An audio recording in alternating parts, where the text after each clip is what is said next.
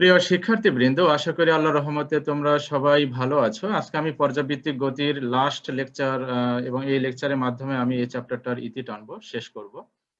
তো আমরা লাস্ট যে টপিকটা নিয়ে আমরা আলোচনা করব সেটা হচ্ছে দোলক ঘড়ি বা সেকেন্ড দোলক কি জিনিস, সেই বিষয়টা নিয়ে আমরা আলোচনা করব। তো এখানে টপিক থেকে যে নামটা আছে, এই নাম থেকে আমরা কিছুটা ধারণা পাচ্ছি। দেখো, নাম বলা হয়েছে সেকেন্ড দোলক। তো সেকেন্ড দোলকের সেকেন্ড মানে কি আসলে 2, তাই না? তার মানে যে দোলকের দোলনকাল 2 সেকেন্ড তাকেই বলা হয় সেকেন্ড দোলক। অর্থাৎ এখানে টি এর মানটা তোমার কত হবে? 2 সেকেন্ড হবে। এ জাতীয় দোলককে বলা হয় তোমার সেকেন্ড দোলক বা দোলক ঘড়ি বলা হয়। তাহলে দোলক ঘড়ি বা সেকেন্ড দোলকের যে ডেফিনেশন, এই সেকেন্ড দোলকের ডেফিনেশনটা পরীক্ষায় খুবই আসে, ইম্পর্টেন্ট। তাহলে পরীক্ষা যদি আসে তাহলে তোমরা লিখবে যে যে দোলকের দোলনকাল 2 সেকেন্ড তাকেই বলা হয় সেকেন্ড দোলক। তাহলে সেই সেকেন্ড দোলকের দোলনকাল টি ইকুয়াল টু কত লিখবো আমরা? 2 সেকেন্ড। তো এই সেকেন্ড দোলক যে পদার্থ দিয়ে তৈরি করা হয় সেটা হচ্ছে ধাতব নির্মিত পদার্থ দিয়ে তৈরি করা হয়, ধাতব পদার্থ দিয়ে। তো তার মানে এখানে একটা পেন্ডুলাম ইউজ করা হয় তোমার। ধরো আমি এখানে একটু যদি হালকা বোঝানোর চেষ্টা করি একটা পেন্ডুলাম ড্রয়িং করে। ধরো এটাই হচ্ছে তোমার সেই পেন্ডুলাম, হ্যাঁ, বার, একটা ধাতব পাত। তো এই পাতটা তোমার ধরো এই অবস্থান থেকে বি অবস্থানে যেতে তার সময় লাগে 1 সেকেন্ড। আবার বি থেকে আবার এ তে যেতে সময় লাগে 1 সেকেন্ড। তাহলে এই 1 সেকেন্ড আর 1 সেকেন্ড যোগ করলে তোমার কত হবে? তাহলে একটা অর্ধ দোলনের সময় লাগে কত সেকেন্ড? 1 সেকেন্ড। আর একটা অর্ধ দোলনের সময় লাগে 1 সেকেন্ড। তাহলে একটা পূর্ণ দোলনে সময় লাগছে কত সেকেন্ড? 2 সেকেন্ড। এই জন্য এই দোলকটার নাম হয়েছে তোমার সেকেন্ড দোলক। এবং যখন এ থেকে বি তে যাবে তখন একটা টিক শব্দ হয়, একটা বিট শব্দ হয়, সাউন্ড হয়। তো যখনই এ থেকে বি তে যাওয়ার ফলে একটা টিক শব্দ হবে তখন 1 সেকেন্ড কাউন্ট হয়। আবার বি থেকে যদি এ তে যায় তখন আবার টিক শব্দ হয়। তার মানে এইভাবে টিক টিক এরকম শব্দ হবে। তো যত টিক শব্দ হবে বা বিট হবে বা যে সাউন্ড আমরা যেটা বলি, বাংলা ভাষায় শব্দ বলা হচ্ছে, তো যতবার শব্দ হবে তত সেকেন্ড কাউন্ট হবে। তাহলে এ থেকে বি তে গেলে একবার 1 সেকেন্ড কাউন্ট হবে, আবার বি থেকে এ তে গেলে 1 সেকেন্ড কাউন্ট হবে। এইভাবে আমাদের দিনে কত ঘন্টা, মানে কত ঘন্টা বলো তো? 24 ঘন্টা। তো 24 ঘন্টায় তাহলে আমাদের টোটাল সেকেন্ড কত? 24 ঘন্টাকে যদি আমরা সেকেন্ডে কনভার্ট করি তাহলে কত হয় তোমরা জানো? 24 ঘন্টাকে সেকেন্ডে কনভার্ট করলে ৮৬,৪০০ সেকেন্ড হয়। তাহলে আমার এই সেকেন্ড দোলকটা দিনে কতবার টিক শব্দ করবে বা বা বিট দিবে বলো?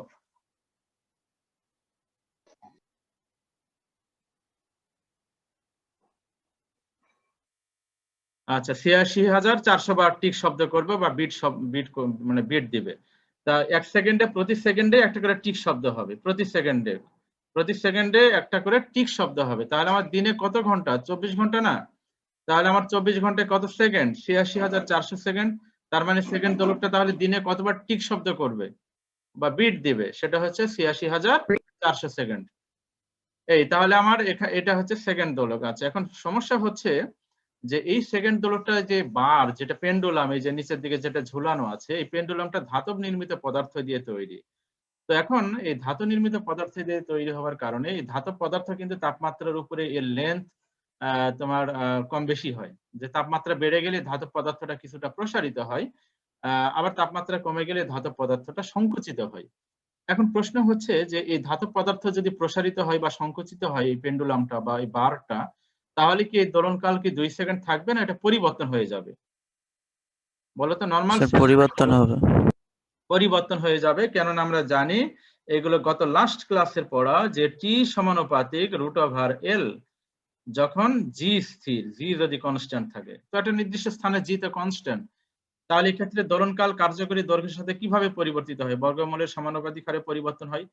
তো তাহলে এখন ঘটনা কি দাঁড়াচ্ছে বলো? সামারে আচ্ছা, স্বাভাবিক অবস্থায় এর কার্যকরী দৈর্ঘ্য কত সেটা আমরা বের করতে পারি একটা সেকেন্ড দোলকের। সেটা হচ্ছে যে তোমার টি ইকুয়াল টু, দোলনকাল বের করার যে ফর্মুলা, টি ইকুয়াল টু 2π√L ডিভাইডেড জি, রাইট? তাহলে এখন টি এর মানটা আমরা কত লিখবো বলো? টি এর মান হচ্ছে তোমার 2 second, that is equal to 2 into পাই মানে হচ্ছে 3.14 ইনটু √L ডিভাইডেড আর জি হচ্ছে 9.8। তো এইটা ক্যালকুলেশন করলে আমরা ফাইনালি এল এর মানটা পেয়ে যাব 0.99 সামথিং, এইরকম একটা মান চলে আসে। এইরকম একটা মান চলে আসে। তো এটা অলমোস্ট কত লিখতে পারি আমরা, এটা বলো তো? এটা অলমোস্ট 1 মিটার আমরা লিখতে পারি। ঠিক আছে? তাহলে একটা সেকেন্ড দোলকের কার্যকরী দৈর্ঘ্য কত বলো? 1 মিটার। ওকে, একটা সেকেন্ড দোলকের কার্যকরী দৈর্ঘ্য হচ্ছে 1 মিটার। তাহলে এখন বলো তো, এটা স্বাভাবিক অবস্থায় যখন সে দিনে ৮৬,৪০০ টিক শব্দ দিবে বা বিট করবে, আচ্ছা, এখন তুমি বলো যে তোমার এটা সামারে কি ঘটনা ঘটবে বলো। সামারে এই তোমার বারের যে কার্যকরী দৈর্ঘ্য এটা কি 1 মিটার থাকবে না এটা প্রসারিত হবে বলো। এটা কি 1 মিটারই থাকবে নাকি প্রসারিত হবে? স্যার প্রসারিত হবে। হ্যাঁ, প্রসারিত হলে কি ঘটনা ঘটবে বলো। আনমিউটে রাখো সবাই, সবাই আনমিউট করো শব্দ না থাকলে।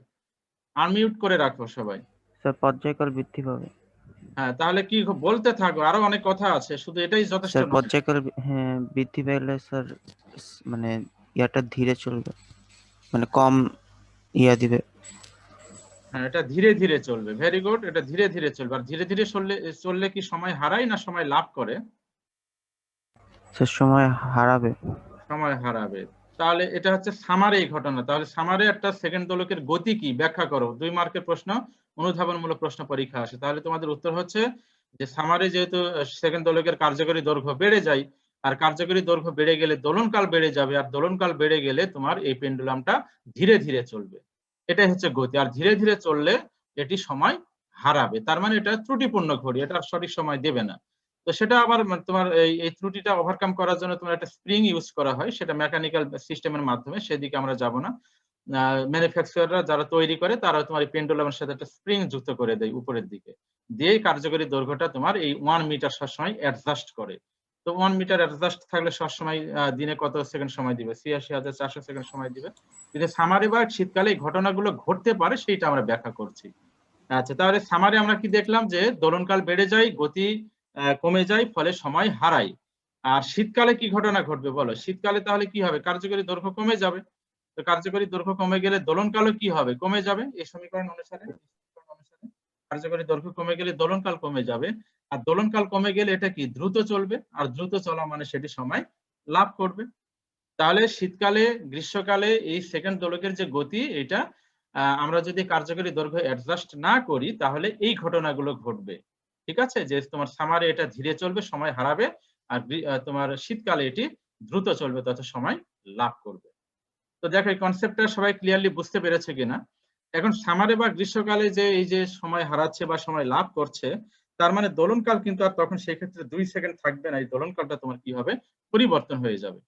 তাহলে এই পরিবর্তিত দোলনকাল আমরা কিভাবে বের করতে পারি? সেটা ভেরি সিম্পল। যে ধরো তোমার একটা সেকেন্ড দোলক, ধরো দিনে আমরা একটা করি, বাকিটা তোমরা ইজিলি এখান থেকে করতে পারবে। ধরো সামারে যে ঘটনাটা ঘটে, তো সামার মানে কি? গ্রীষ্মকাল।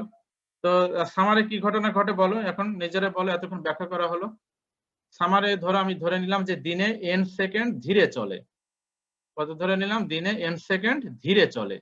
আচ্ছা, তাহলে এখন বলো তো আমার দিনের টোটাল সেকেন্ড সংখ্যা কত? ৮৬,৪০০। তাহলে ৮৬,৪০০। তাহলে এখন n সেকেন্ড যদি ধীরে চলে, তাহলে ওই ত্রুটিপূর্ণ ঘড়িটা একদিনে কত সেকেন্ড সময় দিবে ওই মুহূর্তে, ওই ওই দিন? কে বলতে পারবে?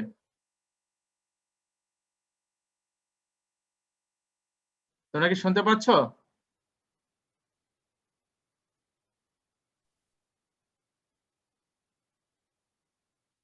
Sir ৮৬,৪০০ -n। হ্যাঁ, তো এটা বলতে অলরেডি 1 মিনিট সময় নিয়েছো। আচ্ছা, তোমরা আনমিউটে রাখো, আর কথা বলার দরকার না, আমি পড়িয়ে যাই। তো ৮৬,৪০০ মাইনাস এন হবে। হ্যাঁ, তাহলে এখন বলো তো 1 সেকেন্ডে কয়টা অর্ধদোলন দেয়? 1 সেকেন্ডে কি ঘটনা ঘটে বলো।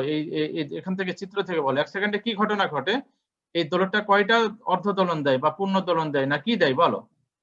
1 সেকেন্ডে এই দোলকটা কি করে বলো, কয়টা অর্ধদোলন বা পূর্ণ দোলন বা কি দোলন দেয় বলতে পারো এই চিত্র থেকে? আচ্ছা, তো 1 সেকেন্ডে একটা অর্ধদোলন দেয়। তাহলে আমার এত সেকেন্ডে বা এতটি অর্ধদোলন দেবে কত সেকেন্ডে? ৮৬,৪০০ সেকেন্ডে। ৪০০ সেকেন্ডে, অতএব একটি অর্ধদোলন দেবে কত সেকেন্ডে? ওই নিয়মের অঙ্ক। তো ৮৬,৪০০ ডিভাইডেড ৮৬,৪০০ মাইনাস n সেকেন্ড। অতএব তোমার দুইটি অর্ধদোলন দেবে কত সেকেন্ডে? দুইটি অর্ধদোলন মানে দুইটা অর্ধদোলনের যে সময় সেটাই তো দোলনকাল। এই জন্য দুইটা অর্ধদোলনের যে সময় সেটা বের করতে হবে। তাহলে ৮৬,৪০০ ইনটু 2, ওই যে দুইটা গুণ হয়ে যাবে উপরে গিয়ে, ডিভাইডেড ৮৬,৪০০ মাইনাস n। এই যে সমীকরণটা তৈরি হলো, এটা ব্যবহার করে কিন্তু আমরা, যেহেতু দুইটা অর্ধদোলনের জন্য যে সময় সেটাকে আমরা কি বলি? পর্যায়কাল বলি। তার মানে এটা অ্যাকচুয়ালি কিন্তু টি বের হয়েছে। তাহলে এই এই সমীকরণ ব্যবহার করে আমরা পর্যায়কাল বের করতে পারি। কখন? সামারে, যখন তোমার একটা সেকেন্ড হলো এই যে n সেকেন্ড ধীরে চলবে। আর যদি গ্রীষ্মকাল হয় তখন এই এনটা এখানে মাইনাস না হয়, এনটা কি হয়ে যাবে তোমার শীতকালে যেটা এনটা মাইনাস না হয় এনটা প্লাস হয়ে যাবে। সামারে মাইনাস হবে বা গ্রীষ্মকালে মাইনাস হবে, আর শীতকালে বা উইন্টারে এটা কি হবে প্লাস হবে। প্লাস কেন হবে? কারণ ওই ক্ষেত্রে দ্রুত চলবে, আর দ্রুত চলে সময় লাভ করবে, আর সময় লাভ করলে যা আছে তার চেয়ে তোমার কি হবে বেশি হবে, এই জন্য ৮৬,৪০০ সাথে ওই এনটা যোগ হয়ে যাবে। তার মানে আমরা দোলনকালে যে সমীকরণ, এই সমীকরণটাকে আমরা ফাইনালি এইভাবে লিখতে পারি। আমি নিচের দিকে লিখতেছি টি ইকুয়াল টু ৮৬,৪০০ গুণন ২ ডিভাইডেড ৮৬,৪০০ প্লাস মাইনাস এন। এখন প্লাস কখন ইউজ করব মাইনাস কখন ইউজ করব এই ঘটনাটা আমি এতক্ষণ ব্যাখ্যা করলাম।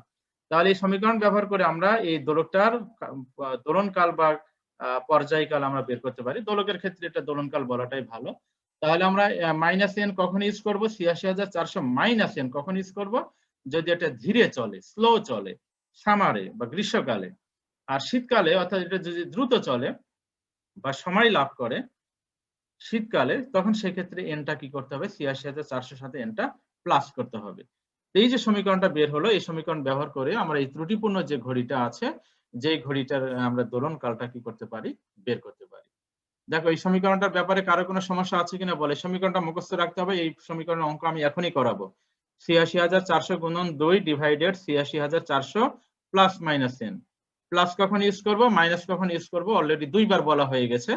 তো এই যে সমীকরণটা বের হলো, এই সমীকরণ ব্যবহার করে আমরা এখন কিছু অঙ্ক করার চেষ্টা করব। এখানে একটা সৃজনশীল প্রশ্ন আনা হয়েছে, বোর্ডেরই প্রশ্ন এটা, খুবই সিম্পল। প্রশ্নটা হচ্ছে দেখো তোমার ঢাকা বোর্ড 2019 সালে এই প্রশ্নটা এসেছে যে রতন কলেজের গ্রীষ্মের ছুটি কাটাতে দাদার বাড়িতে বেড়াতে গিয়ে ধাতব পেন্ডুলাম যুক্ত একটি দেওয়াল ঘড়ি দেখতে পেল, যা পেন্ডুলামটি 1 সেকেন্ড সময়ে বাম দিক হতে ডান দিকে যায়। 1 সেকেন্ড সময় কি হচ্ছে, বাম থেকে ডান দিকে যাচ্ছে। আচ্ছা, ঘড়িটিকে পাহাড়ের চূড়ায় নিয়ে গেলে সারাদিন 120 সেকেন্ড সময় হারায়। আচ্ছা, পাহাড়ের চূড়ায় নিয়ে গেলে 120 সেকেন্ড সময় হারায়। আচ্ছা বলো তো সময় হারালে কি হয় বলো, দোলনকাল বাড়ে না কমে? কিছুক্ষণ আগে ব্যাখ্যা করা হয়ে গেছে। যে পারো সে বলো যে সময় হারালে দোলনকাল বাড়বে, আর যদি সময় লাভ করে তাহলে দোলনকাল কমে যাবে, যেটা আমরা ব্যাখ্যা করে এলাম। আচ্ছা, তো যেহেতু এটা পাহাড়ের চূড়ায় নিয়ে যাওয়া হচ্ছে তাহলে সময় হারাবে, তাই না? সময় হারাবে। তো কত সময় হারাবে সেটা আমরা এখানে ক্যালকুলেশন করে বের করব। এখানে কি চাওয়া হচ্ছে, এখানে দেখো উদ্দীপকের আলোকে পাহাড়ের উচ্চতা কত। উদ্দীপকের আলোকে অর্থাৎ ওই যে তুমি যে পেন্ডুলামটাকে পাহাড়ের চূড়ায় নিয়ে গেলে, নিয়ে যাওয়ার পরে যে 120 সেকেন্ড সময় হারাই, তো সেই পাহাড়ের উচ্চতাটা কত। তো পাহাড়ের উচ্চতা বের করার কয়েকটা ফর্মুলা আমরা গত দিনে করেছিলাম, মনে আছে কিনা তোমাদের একটু দেখি, আমি একটু লিখে দিচ্ছি, দেখি মনে আছে কিনা তোমাদের। আমরা এখানে লিখতেছি দেখো, এর যে উত্তরটা আমি বাম দিকে লিখতেছি, এর উত্তরটা পাহাড়ের উচ্চতা বের করার ফর্মুলা কি, H equal to root over g1 by g1, g2 by g1 ছিল, g1 by g2 minus 1 into আর। এই সমীকরণগুলো কিন্তু মনে রাখতে হবে, তাছাড়া হবে না। আর যদি আমরা দোলনকাল দিয়ে লিখি তাহলে সেই সমীকরণটা কি ছিল মনে আছে, t2 divided t1 minus 1 into আর। এই সূত্রগুলো না জানলে কিন্তু আর অঙ্ক হবে না। আচ্ছা, এখন চলে এসো, আমরা এখানে জি বের করার দরকার নেই, আমরা দোলনকাল দিয়ে বের করতে পারি। বলো তো এই সেকেন্ড দোলকটা যে বাম থেকে ডান দিকে কত সেকেন্ড সময় বাম থেকে ডান দিকে যাচ্ছে, যে এখানে উদ্দীপক থেকে বলো, বাম থেকে ডান দিকে যেতে তার সময় লেগেছে কত? 1 সেকেন্ড। তাহলে দোলনকাল কত বলো, কুইক রেসপন্স করো, দোলনকাল কত? আনমিউট করে রাখো। Sir 2 second. 2 second sir. তাহলে এটা দোলনকাল হচ্ছে 2 সেকেন্ড। তাহলে আমরা t1 ইকুয়াল টু পেয়ে গেলাম 2 সেকেন্ড। ওকে, তাহলে এটা সেকেন্ড দোলক। আচ্ছা, এবারে চলে এসে এটাকে কোথায় নিয়ে গেছে, পাহাড়ের চূড়ায়। তো পাহাড়ের চূড়ায় নেওয়ার ফলে কি হয়েছে, 120 সেকেন্ড সময় হারিয়েছে। তাহলে পাহাড়ের চূড়ায় নিয়ে গেলে তোর দোলনকাল কি চেঞ্জ হয়ে যাবে, সময় হারাচ্ছে। সময় যদি হারাই তাহলে আমরা দোলনকাল বের করার ফর্মুলা কি, t2 ইকুয়াল টু কিছুক্ষণ আগে বের করা হয়েছে ৮৬,৪০০ গুণন 2 ডিভাইডেড ৮৬,৪০০ প্লাস এন লিখবো না মাইনাস এন লিখবো বলো, এখানে কি প্লাস এন হবে না মাইনাস এন হবে? এখন এন এর মানটা কত বলো, রেসপন্স করো, এন এর মানটা কত? 120। এন এর মানটা হচ্ছে যে যত সেকেন্ড সময় হারিয়েছে সেটা হচ্ছে এন এর মান। তাহলে আমার এখানে এন এর মান লিখবে 120 সেকেন্ড দিয়ে ক্যালকুলেশন করলে টি2 এর মানটা এখান থেকে বের করবে। তাহলে আমার T1 জানা হয়ে গেল, T2 জানা হয়ে গেল, আর আর তো পৃথিবীর ব্যাসার্ধ জানা আছে। তাহলে ক্যালকুলেশন করলে আমরা পাহাড়ের হাইটটা বের করতে পারবো কিনা বলো? এই 3 মার্কের যে প্রশ্নটা, এটার ব্যাপারে কারো কোনো কনফিউশন আছে কিনা বলো?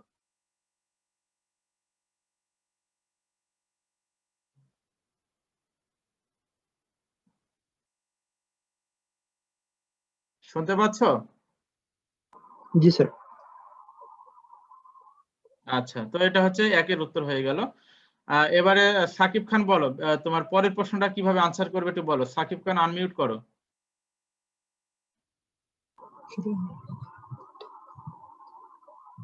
পরে কি বলা হয়েছে? স্যার এটা ঘড়িটিকে পাহাড়ের চূড়ায় নিয়ে যাওয়ার পর দোলনকাল অপরিবর্তিত রাখতে, দোলনকাল চেঞ্জ করা যাবে না। দোলনকালটা তুমি কি রাখবে? নিচের দোলনকাল কত ছিল বলো তো? 2 সেকেন্ড। জি আর স্যার। উপরে গেলেও দোলনকাল তুমি কত? উপরে গেলেও দোলনকাল 2 সেকেন্ডই রাখতে চাচ্ছ। তাহলে দোলনকাল সেম রাখতে চাচ্ছ। আচ্ছা, দোলনকাল যদি সেম থাকে, রাখতে চাও, তাহলে এখান থেকে বলো, তুমি নিজেই পারবে এখন। তো বলো তো, দোলনকাল যদি স্যার সেম রাখতে দৈর্ঘ্যটাকে চাও, ছোট করতে হবে। তাহলে দেখো এখানে একটু দেখো, এই সমীকরণ থেকে বলো t = 2 pi √l by g। তো দোলনকাল যদি সেম রাখতে চাও, t যদি সেম রাখতে চাও, তাহলে আমরা কি লিখতে পারি বলো তো? l সমানুপাতিক কি √g লিখে যায় না? জি স্যার। এই সমীকরণ থেকে কি এটা লেখা যায়? এটা বুঝতে পেরেছো না? বুঝে বলছো না, না বুঝে বলছো? 2 পাই কনস্ট্যান্ট, t ও কনস্ট্যান্ট হয়ে যাবে। নিচে t এর মান যা, উপরেও স্যার t এর বুঝে মান গেছি। তাই। তাহলে সেক্ষেত্রে আর এই যে রুটটা বর্গ করলে তো রুট আউট হয়ে যাবে। তার মানে l আর g পরস্পর কি সমানুপাতিক? কি এটা জি বুঝতে স্যার। পেরেছো? জি স্যার বুঝতে পেরেছি। তো এখান থেকে বলো কিভাবে বের করবো, এখন বলো। এখান থেকে হয়ে গেছে উত্তর। তাহলে আমরা কি লিখতে পারি বলো? L1 বাই L2 that is equal to G1 sir by G1 by G2, G2। G1 by G2 that is equal to G1 মানে কি? Gm ডিভাইডেড r স্কয়ার, এটা হচ্ছে পৃথিবীর পৃষ্ঠে। আর G2 টা কত কি? Gm divided sir Gm divided R plus H whole. r plus h whole square. তাহলে এই Gm আর এই Gm টা কিন্তু কাটাকাটি হয়ে যাচ্ছে।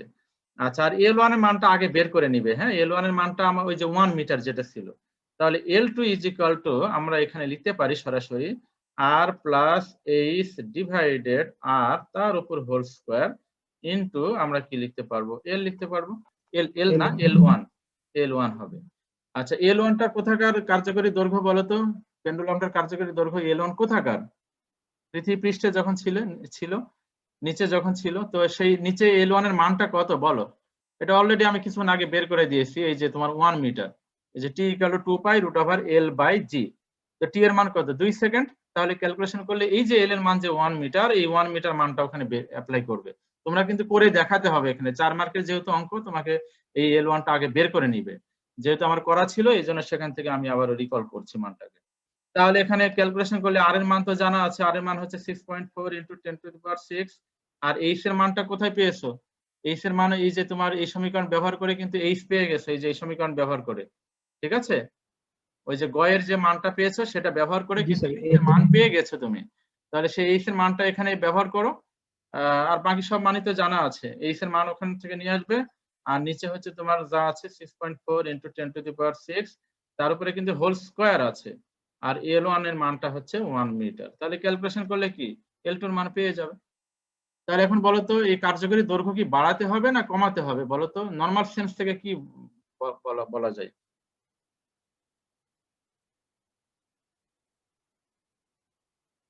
এখান থেকে বলা যায় কিন্তু কার্যকরী দৈর্ঘ্য কি বাড়াতে হবে না কমাতে হবে? কমাতে হবে। দোলনকাল যদি তুমি ওটাই রাখতে চাও। স্যার কমাতে হবে। হ্যাঁ, কেন? ব্যাখ্যা দাও। একটু ব্যাখ্যা বিশ্লেষণ কারণ করার চেষ্টা করো। স্যার অভিকর্ষ ত্বরণ কমে যাবে উচ্চতা বাড়ার সাথে। দুইজন একসাথে বলতেছো, একজন বলো।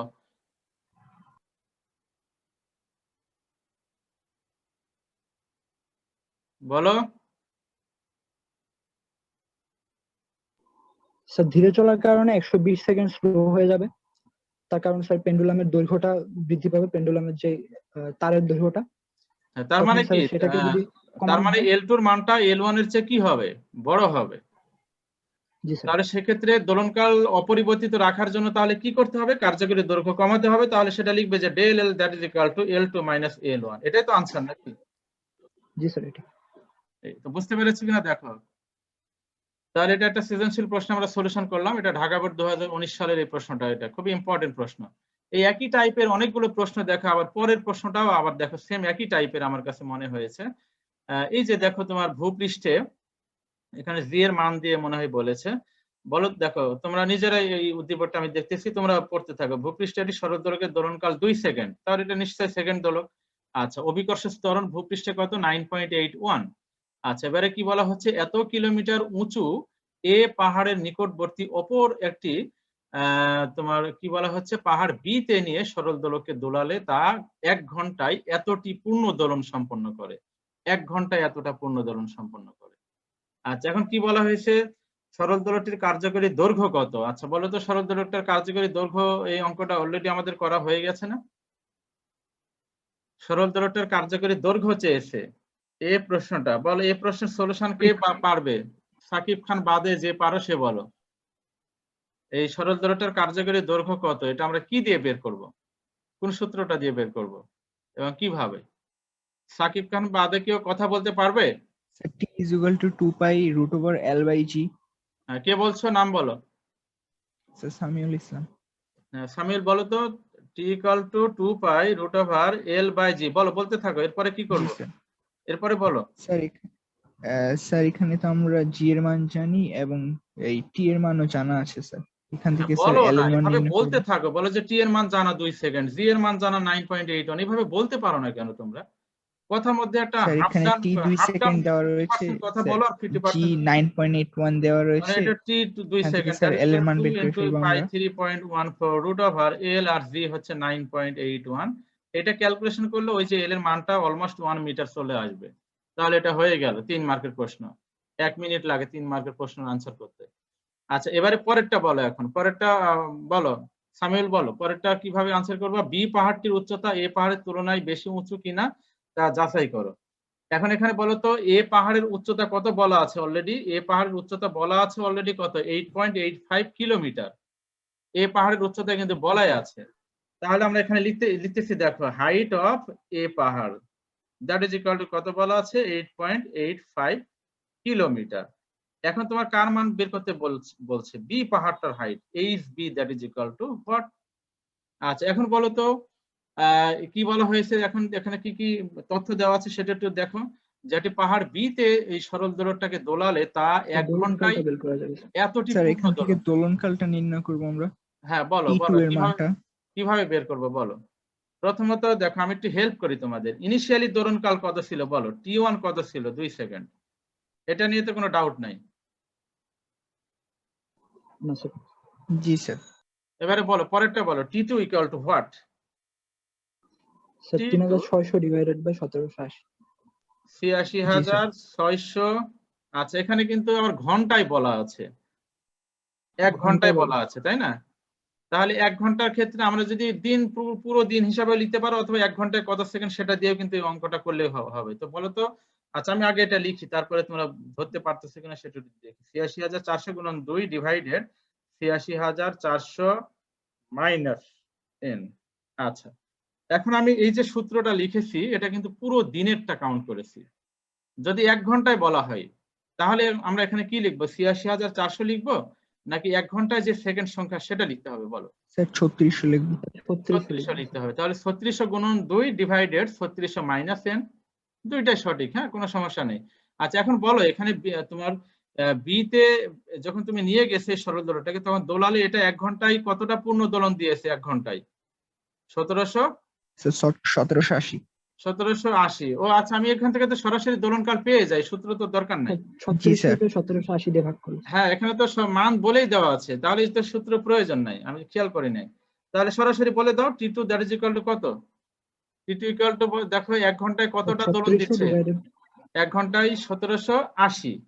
তাহলে একটা অর্থাৎ 1780টি দোলন দেয় এত সেকেন্ডে, আর একটি দেয় কত সেকেন্ডে? তাহলে 1 ঘন্টায় কত সেকেন্ড? 3600। তাহলে হ্যাঁ, অনেকে তোমরা বলেছো, তাহলে 3600 ডিভাইডেড কত? 1780। তো এটা ভাগ করলে কত রেজাল্ট আসে? ক্যালকুলেটর আছে? স্যার 2.0224। আচ্ছা, 2.0224। আচ্ছা, এটা আমি ধরলাম ও যেটা বলেছে। তাহলে আমরা টি2 পেয়ে গেলাম। আর T1 আমাদের জানা আছে 2 সেকেন্ড। তাহলে এখন দেখো ওই বি পাহাড়ের যে height H B that is equal to, সূত্র হচ্ছে তোমার T2 বাই T1, সূত্রগুলো মনে রাখতে হবে কিন্তু, ইনটু -1 ইনটু আর। তাহলে T2 এর মানটা আমরা বের করেছি যে এই মানটাই, আর T1 এর মান হচ্ছে 2 সেকেন্ড, আর আর এর মান হচ্ছে পৃথিবীর ব্যাসার্ধ। তো ক্যালকুলেশন করলে যে মানটা তৈরি হবে, এই মান থেকে আমরা বলে দিতে পারবো না যে বি পাহাড়ের হাইট এ পাহাড়ের সমান বা তার চেয়ে বেশি অথবা তার চেয়ে কম, বলা যাবে না? জি স্যার। খুব সিম্পল কিন্তু এগুলো, স্যার। প্রশ্ন পরীক্ষায় যে প্রশ্নগুলো হয় দু একটা কঠিন হয় কিন্তু বেশিরভাগই সহজ থাকে। তো যারা লেখাপড়া করে ক্লাসে, যে আজকে ক্লাসে দেখতে পাচ্ছি মাত্র 20 জন স্টুডেন্ট, তার মানে বাকিগুলো কি অনেক ভালো স্টুডেন্ট তোমাদের সেকশনে নাকি? কিন্তু আমি তো সেটা, আমার কাছে মনে হয় না। যাই হোক, তোমাদের ব্যাপার সেটা। স্যার আজকে অনেক বৃষ্টি হচ্ছে তো। আচ্ছা, হ্যাঁ হইতে পারে, নেটের প্রবলেমের কারণে অনেক সময় সমস্যা হইতে পারে, কিন্তু তারপরেও অ্যাটেন্ডেন্স কমে যাচ্ছে তোমাদের, এটা ঠিক না। ক্লাসে থাকলে অবশ্যই কিছু না কিছু শেখা যায়। এই যে দুইটা সৃজনশীল প্রশ্ন আমরা সলিউশন করলাম, তাহলে এটা কি শেখা হলো না? এই পড়াগুলো তো তুমি যখন করতে যাবে এখন তোমার কাছে ইজি মনে হবে। এই তাহলে আমাদের দুইটা সৃজনশীল প্রশ্ন সলিউশন হয়ে গেল। এবারে প্রশ্ন নাম্বার 3 দেখি, এবারে এটা কে বলতে পারবে? এটা দেখো, এখানে উদ্দীপকটা বলা আছে একটি সেকেন্ড দোলক ভূপৃষ্ঠের সঠিক সময় দেয়। তো ভূপৃষ্ঠের সঠিক সময় দেওয়া মানে ওই দোলনকাল 2 সেকেন্ড তার। আচ্ছা, একে 9 কিলোমিটার উচ্চতায় এভারেস্টের চূড়ায় নিয়ে গেলে প্রতি ঘন্টায় এত সেকেন্ড সময় হারায়, প্রতি ঘন্টায় এত সেকেন্ড সময় হারায়। পৃথিবীর ব্যাসার্ধে এত বলা আছে। এভারেস্টের চূড়ায় দোলকের দোলনকাল কত? আচ্ছা, এখন বলো এখানে এর উত্তর কে বলতে পারবে? সাকিব আর সামিউল বাদে যে পারো সে বলো। সাকিব আর সামিউল বাদে কে বলতে পারবে? কুইক রেসপন্স করো।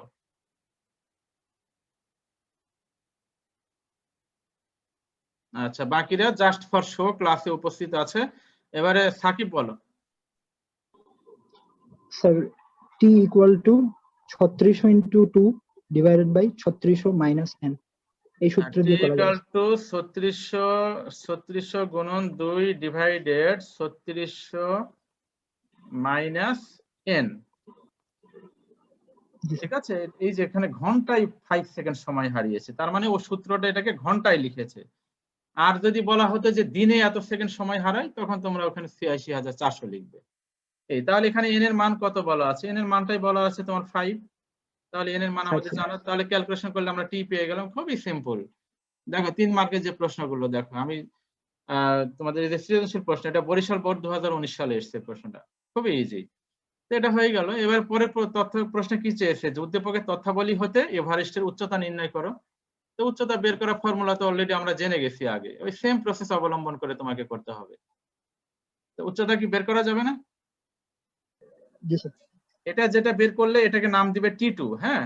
আর T1 ইকুয়াল টু, এটা যেহেতু সঠিক সময় দেয়, খেয়াল করো এটা কিন্তু সঠিক সময় দেয়। তাহলে ভূপৃষ্ঠের T1 টা কত ছিল বলো তো? 2 সেকেন্ড ছিল। 2 সেকেন্ড। আর এখান থেকে T2 মান পেয়ে গেছো। তাহলে পাহাড়ের হাইট বের করার ফর্মুলা কি? Very simple. দেখো, এত সহজ প্রশ্ন পরীক্ষা আসে। T2 divided T2 minus T2 divided -1 into r। দেখো, এই পাহাড় রিলেটেড অনেক প্রশ্ন পরীক্ষায় এসেছে, এইগুলো থেকে পরীক্ষা থাকে। এই তাহলে আমরা এখান থেকে আমরা এইচ পেয়ে যাব, পাহাড়ের উচ্চতা পেয়ে যাব, এভারেস্টের উচ্চতা কত সেটা আমরা পেয়ে যাব। বুঝতে পেরেছো অঙ্কটা? জি জি স্যার। স্যার। স্যার অ্যাসাইনমেন্ট সম্পর্কিত স্যার একটা প্রশ্ন ছিল। অ্যাসাইনমেন্টের প্রশ্ন এখানে করবে না। অ্যাসাইনমেন্টের প্রশ্ন কোনো কিছু জানার থাকলে আমাকে কল করবে, এটা মেসেজে বলা আছে, বারবার তোমরা এটা ইয়ে করো আচ্ছা কেন? আমি স্যার। আজকে ক্লাসের শুরুতে বলে দিয়েছি, এটা ক্লাস টাইমে এগুলো জিজ্ঞাসা করবে না, ক্লাসের সময় পড়া। আর কোনো কিছু কোয়েরি থাকলে আমাকে কল করতে বলেছি সরাসরি, মেসেজ করবে না, কল করবে সরাসরি। আচ্ছা, তাহলে এটা আরেকটা সৃজনশীল প্রশ্ন সলিউশন হয়ে গেল এবার আমাদের। এবারে বলো নেক্সট আরেকটা সৃজনশীল প্রশ্ন, দেখি এটা প্রশ্ন সলিউশন করা যায় কিনা। দেখো এখানে কি বলা আছে, তোমার একদল শিক্ষার্থী পদার্থবিজ্ঞান ল্যাবরেটরিতে 500 গ্রাম ভরের একটি বস্তুকে তারের এক প্রান্তে আটকিয়ে তারের প্রান্তে আংটায় ঝুলিয়ে দিয়ে দোল দিল। তারা দেখলো যে প্রতি সেকেন্ডে 5 বার স্পন্দিত হচ্ছে। প্রতি সেকেন্ডে কয়বার স্পন্দন হচ্ছে? 5 বার। 5 বার। তো বস্তুটির সর্বাধিক সরণ হচ্ছে 5 সেন্টিমিটার এবং বিস্তার 10 সেন্টিমিটার। এখানে কথাটার মধ্যে একটু ভুল আছে। আচ্ছা, সর্বাধিক যে সরণ সেটাকে কিন্তু বলা হয় বিস্তার, ঠিক আছে? এখানে কথার মধ্যে একটু ত্রুটি আছে। সর্বাধিক যে সরণ সাম্যাবস্থা হতে উপরে নিচে অথবা ডানে বামে যে সর্বাধিক যে সরণ হয় সেটাকে আমরা কি বলি বলো তো? বিস্তার বলি না? বিস্তার বলি। তো এখানে অঙ্কের ভাষার মধ্যে একটু ত্রুটি আছে, মানে ভাষাগত সমস্যা আছে। বস্তুটি সর্বাধিক স্মরণ বলে হচ্ছে 5 সেন্টিমিটার, আবার পরে আলাদা করে আবার বলতেছে যে বিস্তার তোমার কি 10 সেন্টিমিটার। আসলে এটা বিস্তার 10 সেন্টিমিটার, কিন্তু বস্তু কণাটির একটা স্মরণ হয়েছে 5 সেন্টিমিটার, সর্বাধিক নয়, সর্বাধিক কথাটা এখানে হবে না। তার বিস্তার সর্বাধিক স্মরণ হচ্ছে 10 সেন্টিমিটার, বাট যে কোনো একটা মুহূর্তে তার স্মরণ তারা বিবেচনা করেছে 5 সেন্টিমিটার। এই কথাটা বুঝতে পেরেছি কিনা, আমি কি বোঝাতে চাচ্ছি? সর্বাধিক কথাটা এখানে হবে না। সর্বাধিক যে স্মরণ হয় সেটাকে আমরা নাম জানি ওটা বিস্তার। তার এই 10 সেন্টিমিটারটা হবে সর্বাধিক স্মরণ, আর 5 সেন্টিমিটারটা যে কোনো স্মরণ। এই এখন এখানে বলো কি চেয়েছে, যে উদ্দীপকে উল্লেখিত স্মরণকালে বস্তুটির বেগ কত। আচ্ছা, এই যে উল্লেখিত স্মরণকালে, বলো তো এই উল্লেখিত স্মরণকাল বলতে কোন স্মরণটা বোঝাচ্ছে বলো? Sir 5 5 centimetre. সেন্টিমিটার। 5 সেন্টিমিটার। তাহলে এটা কিন্তু সর্বাধিক কথাটা হবে না, একটু ভুল আছে আর কি অঙ্কের মধ্যে। তাহলে এখন বলো, তাহলে এই যে বেগটা যে চাওয়া হচ্ছে এটা কার সাপেক্ষে বলো তো? স্মরণের সাপেক্ষে না? তো স্মরণের সাপেক্ষে বেগ বের করার sir. ফর্মুলা কি? v = ওমেগা রুট ওভার, মনে আছে? দেখো অঙ্ক করানো a হয়েছে, square minus x square. a square minus x square, তাই না? তো ওমেগা মানে কত লিখতে পারি আমরা? 2 পাই বাই টি বা 2 পাই f, এটাও লেখা যায়। Root over a square minus x square. দেখো তো এটা বুঝতে পেরেছে কিনা? জি স্যার। আচ্ছা, এখন উদ্দীপক থেকে বলো f এর মান কত বলো? এই f টা কত বলো তো? এই যে প্রতি সেকেন্ডে যে এতবার স্পন্দন হচ্ছে, প্রতি সেকেন্ডে যে স্পন্দন, এটাকে 5 কি hertz. বলা হয়? ওটাই হচ্ছে কিন্তু তোমার f, ছোট হাতের f, কম্পাঙ্ক। কম্পাঙ্ক যেটা বলা হয়। তাহলে f এর মান জানার, ক্যাপিটাল A এর মান কত? 10 সেন্টিমিটার, মিটারে নিয়ে যাবে কিন্তু, ঠিক আছে? আর x, এই x এর মানটা কত বলো? Sir 5 centimetre. 5 সেন্টিমিটার। হ্যাঁ, ওটাকে মিটারে নিয়ে যাবে কিন্তু, এই 5 সেন্টিমিটারটাকে মিটারে নিতে হবে, নিয়ে ক্যালকুলেশন করলে যা হয় তত উত্তর হয়ে গেল। এটা হচ্ছে এর উত্তর, গ এর উত্তর হয়ে গেল। এবারে চলে আসো পরেরটা বলো। উদ্দীপকে উল্লেখিত স্মরণের জন্য বস্তুটির উপর ক্রিয়ারত বল বস্তুটিকে ওজনের 5 গুণ, বস্তুটির ওজনের 5 গুণ। আচ্ছা, কি বলা হয়েছে এখানে বলো তো? উদ্দীপকে উল্লেখিত স্মরণের জন্য বস্তুটির উপর ক্রিয়ারত বল, বস্তুটির উপর ক্রিয়ারত বল বস্তুটির ওজনের 5 গুণ। আচ্ছা বলো তো বস্তুটার ওজন কত সেটা আগে বলো। বস্তুটার ওজন কত? W = mg। তো w = mg। তো m মানে 500 গ্রাম, তাই না? তার মানে 0.5 ইনটু g মানে কত? 9.8। তাহলে ওজন কত সেটা তোমরা পেয়ে গেলে। আচ্ছা, এবারে কি চেয়েছে? এবারে চেয়েছে যে উল্লেখিত স্মরণের জন্য বস্তুটির উপর ক্রিয়ারত বল, ওই স্মরণটার জন্য ক্রিয়ারত বল। আচ্ছা বলো তো, স্মরণের সাপেক্ষে বল বের করার একটা ফর্মুলা আমাদের জানা আছে না? F = kx, মনে আছে? দেখো তো। জি স্যার। বুঝতে পেরেছো সবাই? জি স্যার, বুঝতে পেরেছি। বলো এখন পরে কি, আরো তো শেষ হয় না, কাজ বাকি আছে তো। কে কোথায়? কে এর মান কত? এই যে আমরা জানি না ওমেগা স্কয়ার ইকুয়াল টু কত? k by m। তাহলে k সমান কত জানি আমরা? Sir k = omega square m। Omega square m। তাহলে আমরা এখানে omega square m into x, that is equal to omega মানে 2 পাই f, তার উপরে square into m into x, ঠিক আছে? এখন দেখো সব মান জানা আছে আমাদের। 2 কনস্ট্যান্ট, পাই 3.14, f হচ্ছে 5। উদ্দীপকে দেখো f এই যে প্রতি সেকেন্ডে এতবার স্পন্দিত হচ্ছে 5, তাহলে আমার এখানে f এর মান জানা, m হচ্ছে 500 গ্রাম, কেজিতে নিয়ে যাও। আর এখানে x এর মানটা কত? উল্লেখিত স্মরণ মানে ওই যে 5 সেন্টিমিটার স্মরণ। তাহলে এখানে অ্যাপ্লাই করো। এইটা অ্যাপ্লাই করলে যে রেজাল্টটা পাবে, সেই রেজাল্টটা তাহলে এখানে এত নিউটন তৈরি হবে। উল্লেখিত স্মরণের জন্য বলের মানটা কত সেটা পেয়ে যাবে। তাহলে এই যে বলটা পেলাম, এই বলটা কার সাথে কম্পেয়ার করবে? এই ওজনের সাথে কম্পেয়ার করবে। করলে কি প্রমাণ করতে বলা হয়েছে? যে উদ্দীপকে উল্লেখিত স্মরণের জন্য বস্তুটির উপর ক্রিয়ারত বল বস্তুটিকে ওজনের 5 স্যার গুণ f হতে হবে। = 5w। তার মানে হ্যাঁ, F = 5w, এটা আসতে হবে আর কি, দেখবে এটা প্রমাণ করবে। F that is equal to, এখানে মান থেকে তোমরা বলে দিতে পারবে, F by W that is equal to করে দেখো, F এর মান এখানে অ্যাপ্লাই করো, W এর মানটা এখানে অ্যাপ্লাই করো, করলে দেখবে যে তোমার এখানে 5 চলে আসবে। খুবই সিম্পল অঙ্ক। বুঝতে পেরেছো? তাহলে আমরা এখানে আরেকটা সৃজনশীল প্রশ্ন কিন্তু সলিউশন, জি স্যার। বেশ কয়েকটা প্রশ্ন আমরা সলিউশন করলাম। আচ্ছা, এবারে চলে আসো আরেকটা আর প্রশ্ন। এখানে আমার যে কয়টা ছিল সেই কয়টা শেষ হয়ে গেছে। এখন তোমরা এই জাতীয় প্রশ্ন যদি পরীক্ষা আসে তাহলে তোমরা পারবে কিনা একটু বলো আমাকে। জি স্যার ইনশাল্লাহ। জি স্যার আচ্ছা, ইনশাআল্লাহ। দেখি তোমাদের একটা আইকিউ টেস্ট করব আমি। খুব ভেরি সিম্পল একটা প্রবলেম দিব আমি। 2 মিনিট সময় আছে, দেখি পারো কিনা। আমরা তো জানি যে x = a sin omega t plus del, এইরকম সমীকরণ থাকলে তো আমরা বলে দিতে পারি না কোনটা বিস্তার, কোনটা কৌণিক কম্পাঙ্ক, আবার কোনটা আদি দশা, এটা বলতে পারি। আচ্ছা, এখন আমরা x = ধরো 4 sin 20 পাই t প্লাস পাই ডিভাইডেড 3, তাহলে এখান থেকে আমরা বলে দিতে পারি না ডেল পাই বাই 3, ওমেগা হচ্ছে 20 পাই, আর a কত 4।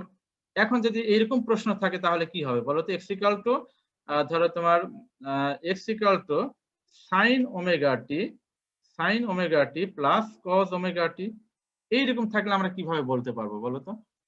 এইরকম থাকলে আমরা বলতে পারি, দেখো তো সাইনের সাথে কি একটা 1 ফ্যাক্টর গুণ হিসাবে আছে না? জি জি স্যার। স্যার। আচ্ছা, তো সাইনের সাথে যেহেতু 1 গুণ আছে, তাহলে আমরা এখানে একটা টেকনিক অ্যাপ্লাই করতেছি, একটু খেয়াল করো। তোমার 1 তোমার √2 into 1/√2 into sin omega t plus 1/√2 cos omega t। দেখো তো এটা লেখা যায় কিনা? মানে √2 দিয়ে আমি উপরে গুণ জি করলাম, স্যার। নিচে আবার ভাগ জি স্যার। করতেছি।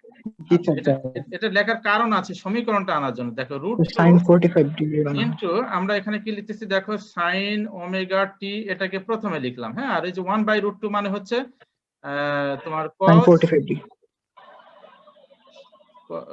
cos নিয়ে আসতেছি আমরা সূত্রে আনার জন্য। cos পাই বাই আচ্ছা, 4 এর বুঝতে মানে পারছি। কিন্তু 1/√2 plus cos omega t into sin pi divided 4, that is equal two আমরা লিখতে পারি √2 into sin of omega t plus pi divided 4। মানে sin a প্লাস b মানে কি sin a cos b plus cos a sin b। এখন এখান থেকে আমরা বলতে পারি বিস্তারটা হচ্ছে √2, তোমার আর আদি দশাটা হচ্ছে পাই ডিভাইডেড 4। আর ওমেগার ক্ষেত্রে ওমেগার এখানে কোনো পরিবর্তন নেই। তো দেখো এটা প্রশ্নটা বুঝতে পেরেছি কিনা এটা আমাকে বলো। জি স্যার। এই জাতীয় প্রশ্ন কিন্তু পরীক্ষায় থাকে, হ্যাঁ। তো আমাদের এই চ্যাপ্টারটা শেষ হয়ে গেল। আমরা আগামী ক্লাসে তোমার পদার্থের যে গাঠনিক ধর্ম আছে, স্থিতিস্থাপকতা যে অংশ, সেই অংশটা আমরা শুরু করব। তো সবাই ভালো থেকো, সুস্থ থেকো এবং নিরাপদে থেকো। আর আমরা যে অ্যাসাইনমেন্টটা দিয়েছি সেই অ্যাসাইনমেন্টটা লেখার চেষ্টা করো। আর কোনো সমস্যা থাকলে আমার সাথে সরাসরি কল করবে, আমি মোবাইলে বলে দিব।